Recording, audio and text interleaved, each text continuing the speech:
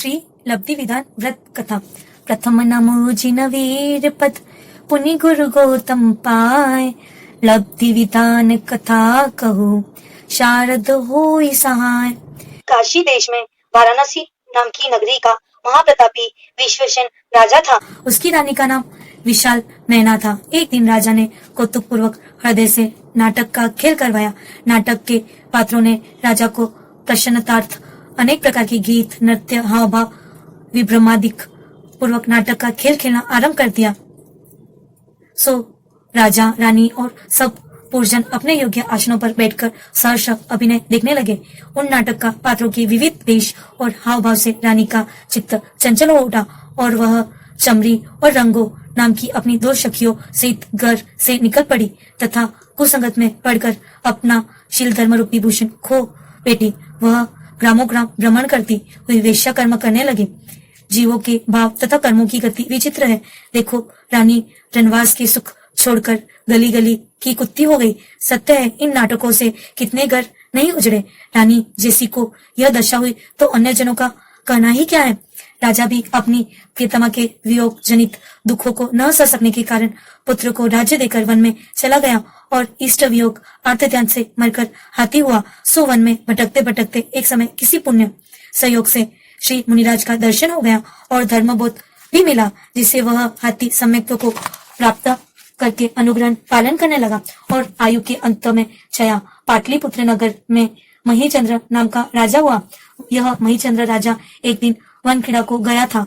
इसके पुण्योदय से वहां उद्यान में श्री मुनिराज के दर्शन हो गए। तब सविनय साष्टांग नमस्कार कह के राजा धर्म श्रवण की इच्छा से वहां बैठ गया। इतने में कानी, कुबड़ी और घोड़ी ऐसी 3 कन्या अत्यंत दुखित हुई वहां आई।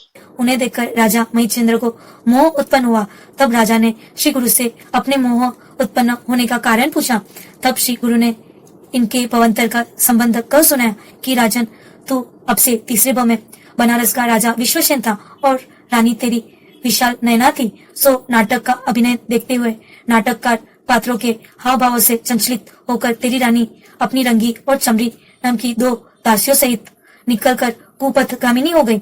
सो वे तीनों वेश्या कर्म करती हुई एक समय किसी राजा के पास कुछ याचनाओं को जा रही थी कि रास्ते में परम दिगंबर मुनिराज को देखकर अपने कार्य के साधन में अपशकुन मानने लगी और रात्रि समय मुनिराज के पास आकर अपने घृणित स्वभावानुसार हाव भाव दिखाने और मुनिराज के ध्यान में विघ्न करने लगी। परंतु जैसे कोई धूल फेंककर सूर्य को मलिन नहीं कर सकता, उसी प्रकार से वे उल्टाए श्री मुनिराज को किंचित भी ध्यान से न चला सकी। सत्य है, क्या प्रलय की पवन कभी अचल सुमेरु को चला सकती है।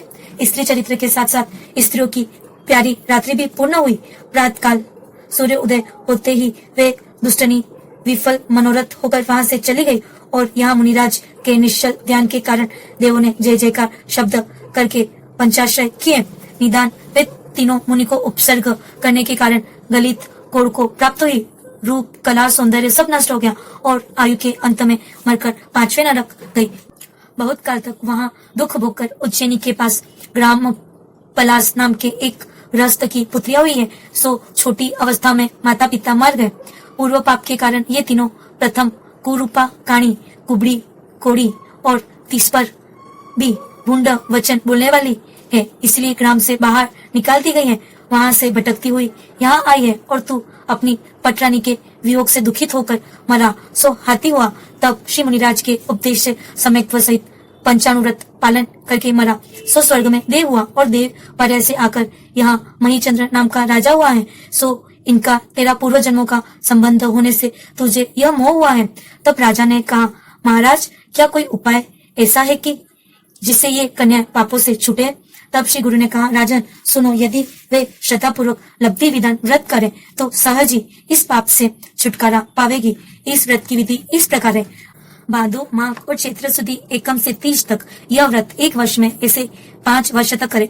पश्चात उद्यापन करे अथवा दुगुना व्रत करे। व्रत के दिनों में या तो तेला करे या एकांतर उपवास करे या एकाशन ही नित्य करे और श्री महावीर स्वामी की प्रतिमा का पंचामृत अभिषेक पूर्वक पूजनाचार्य करे। तीनों काल सामायिक करे।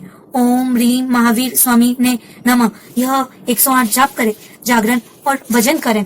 उद्यापन की विधि, जब व्रत पूर्ण हो जावे तब सकल संघ को भोजन करावे और संघ में 4 प्रकार का दान करे, शास्त्रों का प्रचार करे, पूजन के उपकरण व शास्त्र भी जिनालय में पधरावे इत्यादि। इस प्रकार व्रत की विधि और फल सुनकर उन तीनों कन्याओं ने राजा की सहायता से व्रत पालन किया और समाधि मरण कर 5वें स्वर्ग में देव हुई। राजा महीचंद्र भी दीक्षाधर तप करके स्वर्ग गया। विशाल नैना नाम रानी का जीव जो देव हुआ था सो मगध देश के वाड़वन नगर में काश्यप गोत्रीय सांडिल्य नाम ब्राह्मण की सांडिल्या स्त्री के गौतम नाम का पुत्र हुआ तथा चमरी व रंगी के जीव भी देवपर्य से जय कर मनुष्य हो तप कर उत्तम गति को प्राप्त हुए। जब श्री महावीर भगवान को केवल ज्ञान हुआ परंतु वाणी नहीं खिली। इसका कारण इंद्र ने जाना कि गंधर्व बिना वाणी नहीं खिलती। सो इंद्र गौतम ब्राह्मण के पास त्रिकाल्यम द्रव्य षटकम इत्यादि नवीन श्लोक बनाकर साधारण वेश में गया और उसका अर्थ पूछा। तब गौतम उसका अर्थ लगाने में गड़बड़ाया। तब इंद्र उसे भगवान के समोषण में ले आया। सो मानक स्तंभ देखते ही गौतम का मान भंग हो गया और उन्होंने प्रभु के सम्मुख जाकर नमस्कार करके दीक्षा ली।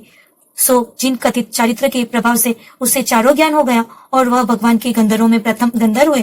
कितने कार जीवों को संबोधन किया और महावीर प्रभु के पश्चात केवल ज्ञान प्राप्त करके निर्वाण पद की प्राप्ति हुई। उन गौतम स्वामी को हमारा नमस्कार हो। लब विविधान व्रत फल तकी विशाल नयना नार गंधर्व हो लह मोक्ष पद किए कर्म सब सार। जय जिनेन्द्र।